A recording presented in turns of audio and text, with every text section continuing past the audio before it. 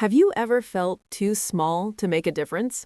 Like the world is so big and your problems are so heavy that nothing you do actually matters. We often look at the giants around us, the successful, the loud, the powerful, and we think, I am just one person. What can I possibly do? But today, I want to tell you the story of a forest that was dying and the one tiny, silent thing that saved it. It wasn't a hero with a sword, and it wasn't a miracle from the sky. It was something much smaller than you can imagine. If you feel insignificant today, stay with me. This story will change the way you look at your own life.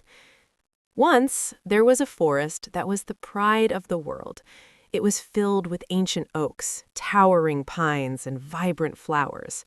But a great drought had come, a dry spell that lasted not for months, but for years. The rivers turned into dusty paths.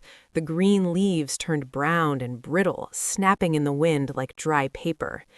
The animals left, one by one, looking for water. The great oak, the oldest and tallest tree in the forest, looked down at his dying family and sighed. "It is over," the oak whispered, his voice cracking like dry wood. "The earth is dead. There is no hope left in this soil." Among the giants, tucked away in a tiny, jagged crack in a dry rock, sat a seed named Kavi. Kavi was so small that a bird wouldn't even bother to eat him. He had been blown there by a harsh wind, far away from the soft, moist soil where seeds usually grow. He was stuck in the middle of a wasteland surrounded by the skeletons of trees that were 1,000 times bigger than him. Kavi could feel the heat of the sun pressing down on him every single day. The rock he lived in was baking hot. He was thirsty, he was lonely, and he was terrified. Every day, the great oak would look down and see the tiny seed. "Give up, little one," the oak would say. "Look at me. I have roots that go deep into the earth, and even I am dying. What chance do you have? You are just a tiny seed in a crack of a rock. Save your energy. Don't even try to sprout."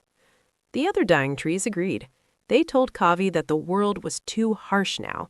They told him that the good times were gone and would never come back. Kavi listened to them, and for a long time he stayed closed. He stayed in his shell, hiding from the world. He thought, "They're right. I'm nothing. I'm just a mistake blown by the wind. Why should I try to grow when the giants are falling?" But then, one night, Kavi felt a tiny drop of moisture. It wasn't rain. It was just a bit of dew that had formed in the cool night air and rolled down the rock. It was barely enough to wet his shell. In that moment, Kavi had a choice. He could drink that tiny drop and use it to stay alive for one more day inside his shell, or he could use that energy to push, to break his own skin, to reach out into the dark, dry world. Kavi chose to push. It was painful. Breaking your own shell is the hardest thing a seed ever does. It's the end of safety.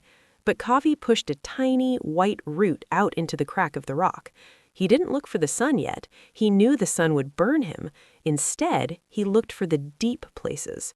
Day after day, Kavi worked in silence. While the great oak complained about the sun, Kavi was busy exploring the darkness.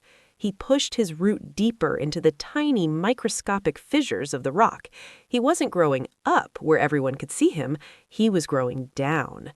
He found a tiny bit of dampness here, a little bit of minerals there. It wasn't much, but it was enough to keep going. The great oak looked down and laughed weakly. "You're still there, little one? You haven't even grown a leaf. You're wasting your life in that rock. Don't you see? The forest is gone." Kavi didn't answer. He couldn't. He was using every ounce of his energy to move 1 millimeter at a time. He learned how to eat the rock itself, turning the hard stone into life. He learned how to survive on almost nothing. This is what we call the silent season. It's that time in your life when you are working hard, but nobody sees the results. You feel like you're stuck in a rock, and the people around you are telling you that you're failing. But what they don't see is your roots. They don't see that you are becoming stronger than those who had it easy. After 3 years of drought, the sky finally changed. But it wasn't a gentle rain. It was a terrifying, violent storm. The wind howled with a rage the forest had never seen. The rain didn't fall, it crashed. Because the earth was so dry and hard, the water couldn't soak in. It turned into a flash flood, a wall of water and mud that tore through the valley. The great oak, with his huge, brittle branches and shallow, dried-out roots, couldn't hold on. The wind caught his heavy top, and with a roar that shook the earth, the giant fell. One by one, the big trees were uprooted and washed away by the mud. They were too rigid. They were too top-heavy. They hadn't practiced struggling. But then there was Kavi. The water crashed against his rock. The wind tried to rip him out.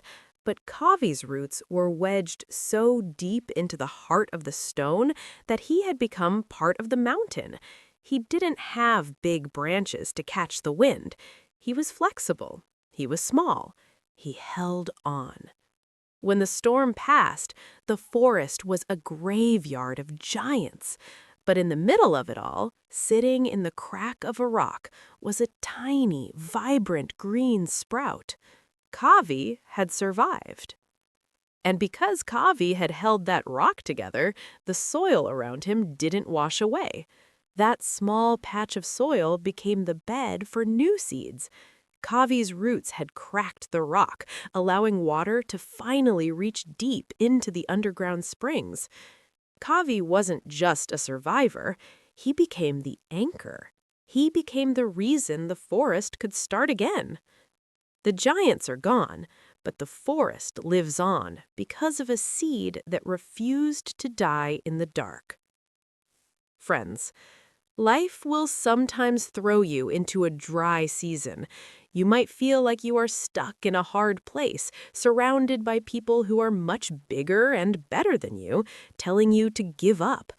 But remember this, your size doesn't determine your strength. Your roots do. The struggles you are going through right now, the lonely nights, the hard work that nobody notices, the cracks in the rock you are forced to live in, those things are not your punishment. They are your preparation. You are being taught how to survive when the giants fall. You are being taught how to find life where others see only death. Don't worry about growing up right now. Don't worry about showing off to the world. Work on your roots. Work on your character. Work on your resilience. Because when the storms of life come, and they will come, it won't be the tallest or the loudest who survive. It will be the ones who knew how to grow when things were hard. You are not too small. You are exactly where you need to be to start a forest. Never stop growing.